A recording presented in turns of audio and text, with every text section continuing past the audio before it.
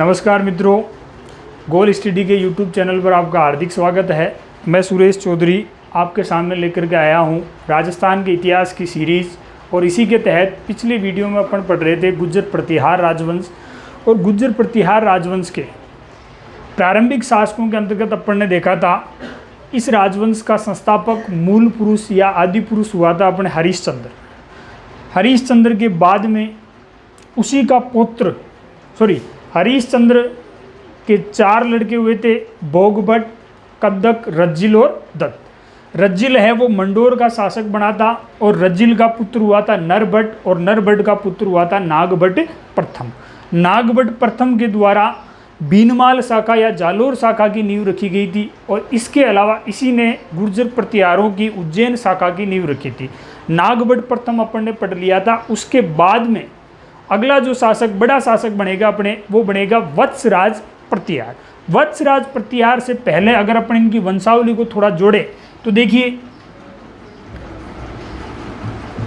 गुर्जर प्रतिहार इस राजवंश का अपन ने शासक पढ़ा था नागभट्ट प्रथम। नागभट्ट प्रथम के कोई संतान नहीं थी। नागभट्ट प्रथम के कोई संतान नहीं थी तो इस नागभट्ट प्रथम का एक भाई था। नागभट्ट प्रथम का ही भाई है तेजवर्धन। तेजवर्धन के 2 पुत्र थे। एक का नाम मिलता है ककुस्थ और एक का नाम मिलता है देवराज। नागभट्ट प्रथम के कोई संतान नहीं थी। इसने अपने भाई तेजवर्धन के पुत्र ककुस्थ और देवराज इनमें अपना शासन 2 भागों में बांट दिया था। ककुस्थ को इसने शासक बनाया था जोधपुर का। नागभट्ट प्रथम का भतीजा है, ये ध्यान रखें। नागभट्ट प्रथम का भतीजा है ककुस्थ और ककुस्थ को कहाँ का शासक बनाया? जोधपुर का। जबकि देवराज है इसको इसने शासक बनाया था उज्जैन का। ककुस्थ गुर्जर प्रतिहार राजवंश का शासक बनता है मंडोर शाखा का, जबकि देवराज है वो शासक बनता है उज्जैन शाखा का। ककुस्थ के द्वारा कहते हैं मंडोर के अंदर एक विजय स्तंभ का निर्माण करवाया गया था। मंडोर में इसने एक विजय स्तंभ का निर्माण करवाया था जो राजस्थान का दूसरा प्राचीन विजय स्तंभ माना जाता है। राजस्थान का प्रथम विजय स्तंभ है वो बयाना भरतपुर के अंदर है और दूसरा प्राचीन विजय स्तंभ है वो मंडोर जोधपुर में स्थित है और इसका निर्माण है वो ककुस्थ के द्वारा करवाया गया था। इसके बाद धीरे धीरे मंडोर शाखा के प्रतिहार है वो इस उज्जैन शाखा और उज्जैन के बाद में एक नई शाखा स्थापित होगी कन्नौज शाखा, उस शाखा के अधीन शासन करते हैं। इधर देखिए उज्जैन में शासक देवराज है। इस देवराज का पुत्र हुआ था वत्सराज प्रतिहार। वत्सराज प्रतिहार। तो मित्रों अगला जो शासक अपने को पढ़ना है वो वत्सराज प्रतिहार है।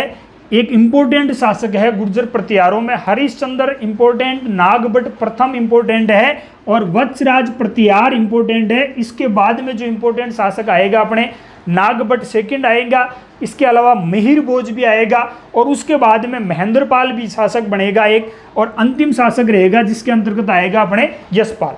ये वो शासक है जिनसे अधिकांश परीक्षाओं में प्रश्न पूछे जाते हैं, तो इनको थोड़ा विशेष तरीके से पढ़ते हैं अपन। तो देखिए वत्सराज प्रतिहार आज अपन पढ़ेंगे। इससे पहले की कहानी मैंने आपको बता दी है। नागभट्ट प्रथम की मृत्यु के बाद में इसने अपने भाई तेजवर्धन के 2 पुत्र थे ककुस्थ और देवराज। ककुस्थ को शासक बनाया था जोधपुर का और देवराज को इसने शासक बनाया था उज्जैन का।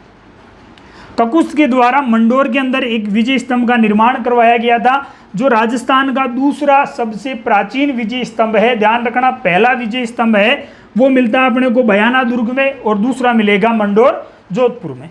इधर इस देवराज का पुत्र वत्सराज प्रतिहार है वो अगला शासक बनेगा उज्जैन का। सबसे इंपॉर्टेंट शासक रहेगा गुर्जर प्रतिहार राजवंश के अंतर्गत।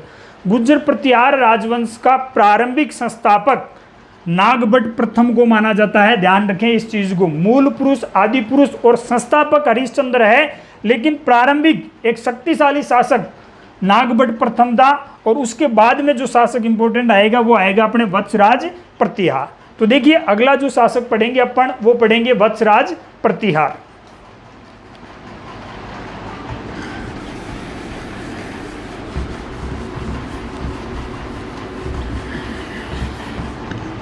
देखिए देवराज का पुत्र हुआ था वत्सराज प्रतिहार।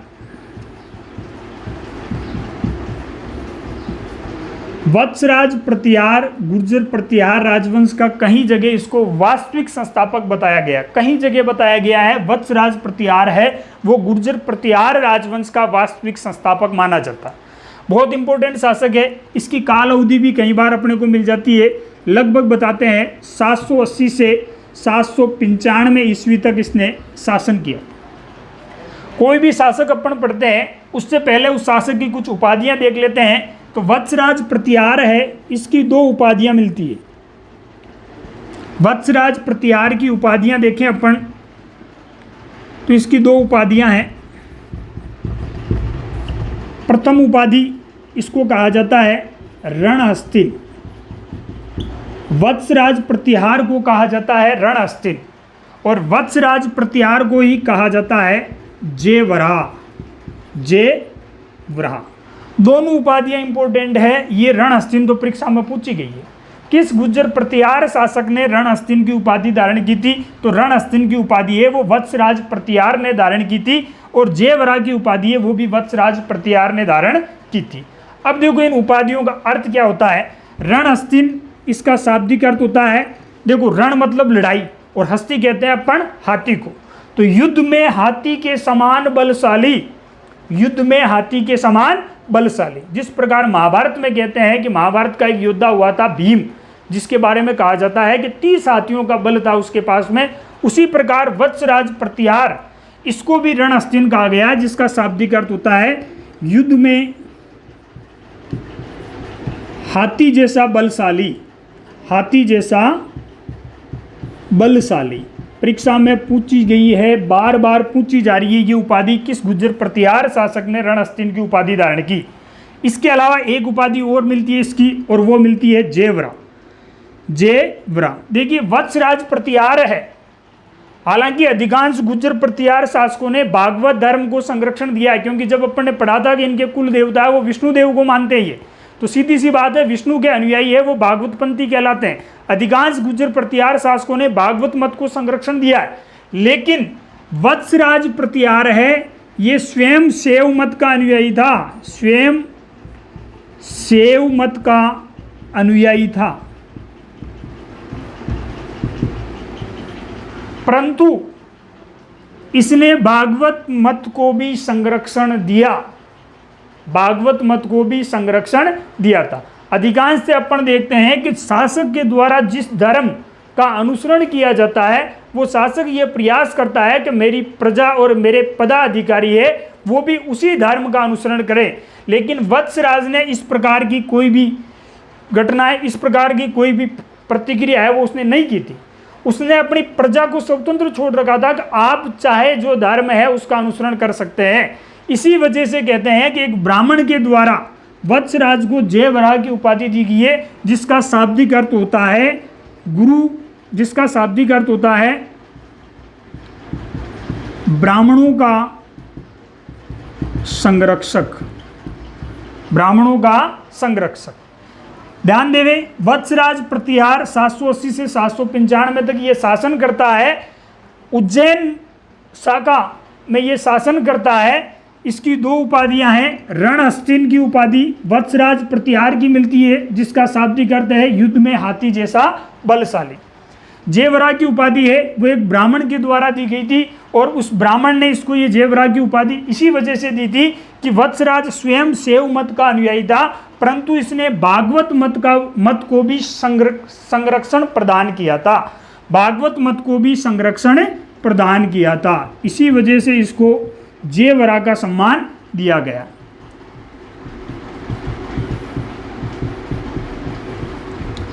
इसका आप स्क्रीनशॉट लेना चाहें तो ले सकते हैं, इंपॉर्टेंट चीज है ये।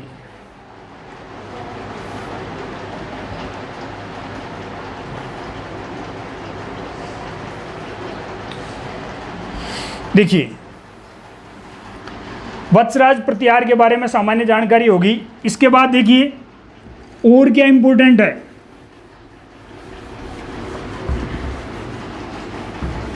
गुर्जर प्रतिहार स्टार्ट किए थे मैंने, उस समय मैंने एक संघर्ष के बारे में बताया था आपको, और वो था त्रिपक्षीय संघर्ष। त्रिपक्षीय संघर्ष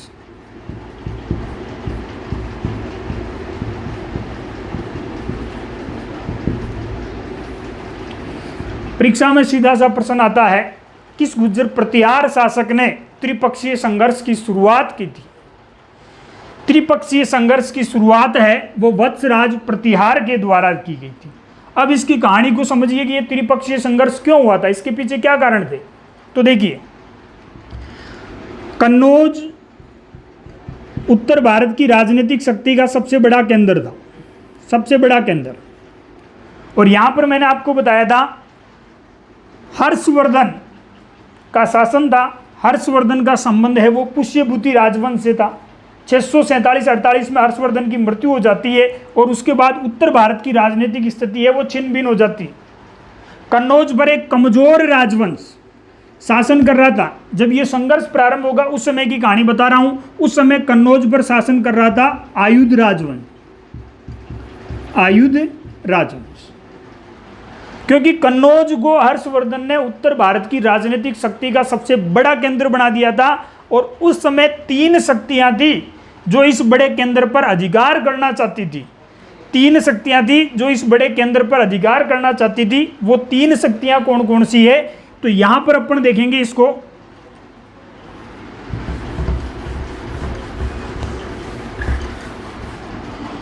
त्रिपक्षीय संघर्ष बता रहा हूं मैं।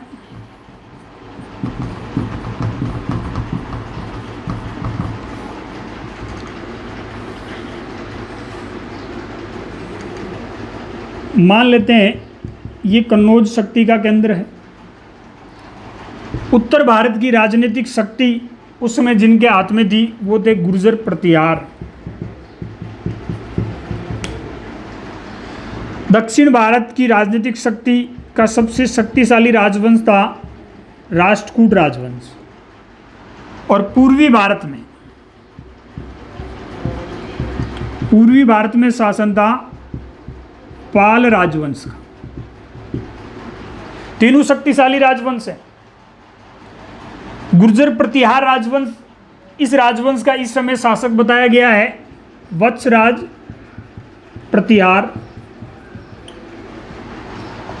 इधर राष्ट्रकूट राजवंश, ध्यान दें मित्रों, राष्ट्रकूट राजवंश का संस्थापक भी नागभट्ट प्रथम पढ़ाया था मैंने, उस समय चर्चा की थी इसके बारे में कि इस राजवंश का संस्थापक हुआ था दंती दुर्ग। राष्ट्रकूट राजवंश का संस्थापक हुआ था दंती दुर्ग। और मैंने ये बताया था कि नागभट्ट प्रथम ने दंती दुर्ग द्वारा आयोजित हिरण्यगर्भ महादान यज्ञ के द्वारपाल का कार्य किया था। ठीक है, तो यहाँ इस राष्ट्रकूट राजवंश का अगर संस्थापक आपको पूछ ले तो इसका संस्थापक हुआ था दंती दुर्ग। इस समय जब ये त्रिपक्षीय संघर्ष की शुरुआत होती है उस समय इस राजवंश का शासक था ध्रुव। कब की स्थिति बता रहा हूं, जब ये त्रिपक्षीय संघर्ष प्रारंभ होता है उस समय राष्ट्रकूट राजवंश का शासक है ध्रुव। इधर आइए, पाल राजवंश पूर्वी भारत में शासन किया है। पाल राजवंश, इस राजवंश का संस्थापक गोपाल था। और जब ये त्रिपक्षीय संघर्ष प्रारंभ हुआ था उस समय इस राजवंश का शासक था धर्मपाल। त्रिपक्षीय संघर्ष की शुरुआत कौन करेगा, वत्सराज। यहां कन्नौज पर जिस राजवंश का शासन है यहां आयुध राजवंश का शासन है। जब इस संघर्ष की शुरुआत होती है और इस संघर्ष की शुरुआत होती है 8वीं सदी में, लगभग 150 वर्षों तक चलता है ये त्रिपक्षीय संघर्ष। और ध्यान देवे यहां से प्रश्न कैसे बनेंगे, त्रिपक्षीय संघर्ष की शुरुआत किस गुर्जर प्रतिहार शासक ने की, तो वो है आपके वत्सराज प्रतिहार। त्रिपक्षीय संघर्ष के समय पूर्वी भारत की सबसे शक्तिशाली शक्ति या सबसे शक्तिशाली राजवंश कौन सा था, तो पाल राजवंश था। उस राजवंश का संस्थापक कौन है, उस राजवंश का संस्थापक है गोपाल। अब प्रश्न पूछ ले कि त्रिपक्षीय संघर्ष के समय पाल राजवंश का शासक कौन था, तो त्रिपक्षीय संघर्ष की जब शुरुआत हो रही है उस समय पाल राजवंश का शासक है मित्रों धर्मपाल। पाल राजवंश का शासक कौन है? धर्मपाल। दक्षिण भारत की सबसे शक्तिशाली शक्ति थी उस समय राष्ट्रकूट राजवंश, और इस राष्ट्रकूट राजवंश का संस्थापक था दंतीदुर्ग। जब त्रिपक्षीय संघर्ष की शुरुआत होती है तब इस राजवंश का शासक ध्रुव था। शुरुआत प्रतिहार करेंगे, प्रारंभ में पराजित भी होंगे, लेकिन कन्नौज पर अंतिम अधिकार गुर्जर प्रतिहारों का होगा और अंतिम विजय भी गुर्जर प्रतिहारों की होगी। तो प्रश्न, त्रिपक्षीय संघर्ष की शुरुआत किसने की? प्रतिहारों ने। शासक वत्सराज प्रतिहार। त्रिपक्षीय संघर्ष में अंतिम विजय किस राजवंश की होगी? तो अंतिम विजय होगी गुर्जर प्रतिहार राजवंश की। देखिए, इस संघर्ष की जब शुरुआत होती है उस समय की कहानी देखिए।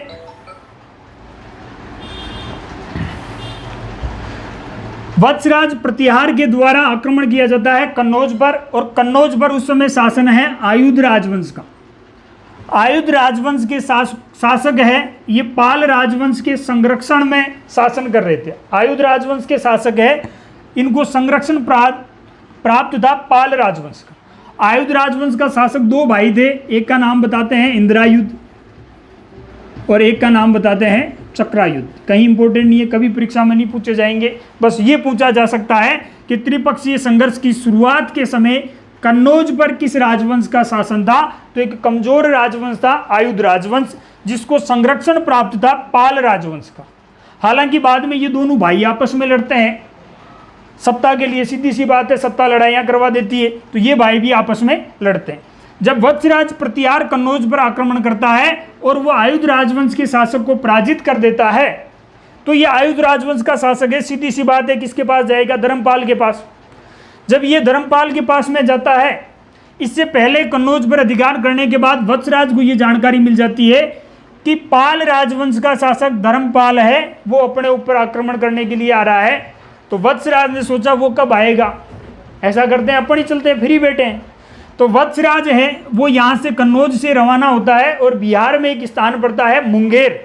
बिहार में एक स्थान पड़ता है मुंगेर। मुंगेर के युद्ध के अंदर वत्सराज प्रतिहार के द्वारा धर्मपाल को पराजित कर दिया जाता है। सुनिए कहानी। वत्सराज प्रतिहार कन्नौज पर आक्रमण करेगा, आयुध राजवंश के शासकों को पराजित करेगा। आयुध राजवंश के शासक धर्मपाल के पास में जाएंगे। वत्सराज कन्नौज पर अधिकार करके उसके बाद अपनी सेना लेकर के चला जाता है और एक मुंगेर नामक स्थान पड़ता है बिहार में। मुंगेर नामक स्थान पड़ता है मुंगेर बिहार में। यहां पर लड़ाई होती है धर्मपाल और वत्सराज प्रतिहार की, इनकी आपस में लड़ाई होती है यहाँ पे, और इस युद्ध में वत्सराज प्रतिहार है वो धर्मपाल को पराजित कर देता है। धर्मपाल को पराजित कर देता है। इसी समय कहते हैं वत्सराज जब वापस कन्नौज पर आता है, कन्नौज आता है, उसी समय राष्ट्रकूट राजवंश का शासक है वो आक्रमण कर देता है कन्नौज पर, और उस समय राष्ट्रकूट राजवंश का शासक कौन है? ध्रुव। राष्ट्रकूट राजवंश के शासक ध्रुव के आक्रमण से पराजित हो जाता है वत्सराज प्रतिहार। वत्सराज प्रतिहार है वो ध्रुव से पराजित हो जाता है, और कहते हैं इसी पराजय की वजह से वत्सराज है वो वापस आ जाता है मरुस्थलीय प्रदेशों के अंदर। स्पष्ट जानकारी नहीं मिलती है, लेकिन कहते हैं मरुस्थलीय प्रदेश, और मरुस्थलीय प्रदेश पड़ता अधिकांश अपने राजस्थान में। तो यहीं पर कहते हैं वत्सराज प्रतिहार की हो जाती है मृत्यु, और वत्सराज प्रतिहार की मृत्यु हो जाती है मित्रों 795। इस प्रकार त्रिपक्षीय संघर्ष की शुरुआत करने वाला वत्सराज है वो अंत में ध्रुव से पराजित हो जाता है, और कहते हैं राष्ट्रकूट राजवंश के शासकों के द्वारा कन्नौज को लूटा जाता है, और उसके बाद में पुनः आयुध राजवंश की सत्ता है वो वहां स्थापित कर दी जाती है। वत्सराज प्रतिहार पराजित हो जाता है। इसके बाद में देखिए वत्सराज के समय की कुछ साहित्यिक घटनाएं हैं वो मैं आपको बता रहा हूँ। ये तो त्रिपक्षीय संघर्ष हो गया, इसके बाद वत्सराज के समय की कुछ साहित्यिक घटनाएं हैं वो मैं आपको बता रहा हूँ। देखिए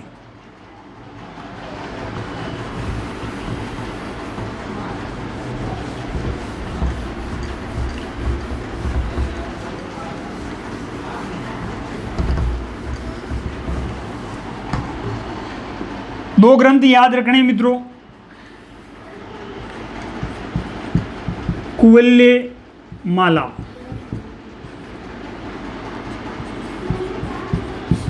हरिवंश पुराण। कुवल्य माला और हरिवंश पुराण, कुवल्य माला और हरिवंश पुराण। कुवल्य माला ग्रंथ की रचना है वो की गई है उद्योतन सूरी के द्वारा। उद्योतन सूरी ने लिखा है कुवल्य माला ग्रंथ, जबकि हरिवंश पुराण की रचना है वो जिनसेन सूरी ने की है।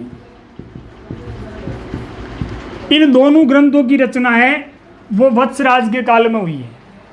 कुवल्य माला ग्रंथ उद्योतन सूरी ने लिखा है और कहते हैं कि जालोर दुर्ग में बैठ करके लिखा था इसने ये ग्रंथ, और इसी ग्रंथ के आधार पर, कुवल्य माला ग्रंथ के आधार पर ही एक इतिहासकार हुआ है डॉक्टर दशरथ शर्मा। डॉक्टर दशरथ शर्मा ने नागभट्ट प्रथम की प्रारंभिक राजधानी है वो बताया है जालोर को। ध्यान रखिए, जालोर दुर्ग का प्रारंभिक निर्माता माना जाता है नागभट्ट प्रथम को। और हरिवंश पुराण की रचना है वो जिनसेन सूरी के द्वारा लिखी गई है। प्रश्न आ जाए उद्योतन सूरी किसके समकालीन था, तो उद्योतन सूरी है वो वत्सराज प्रतिहार के समकालीन था। किसके समकालीन है? वत्सराज प्रतिहार के समकालीन है। और जिनसेन सूरी जिसने हरिवंश पुराण लिखा है ये भी वत्सराज के समकालीन माना जाता है। वत्सराज के समय की दो बड़ी साहित्यिक घटनाएं हैं। वत्सराज कंप्लीट हो गया है, इसके बाद इसी का पुत्र शासक बनेगा नागभट्ट द्वितीय। नागभट्ट द्वितीय के बारे में अपन विस्तार से अध्ययन करेंगे इसके अगले वीडियो के अंदर। यहाँ तक इतना ही। गोल स्टडी चैनल को लाइक कीजिए, सब्सक्राइब कीजिए और जितना ज़्यादा हो सके शेयर कीजिए। धन्यवाद।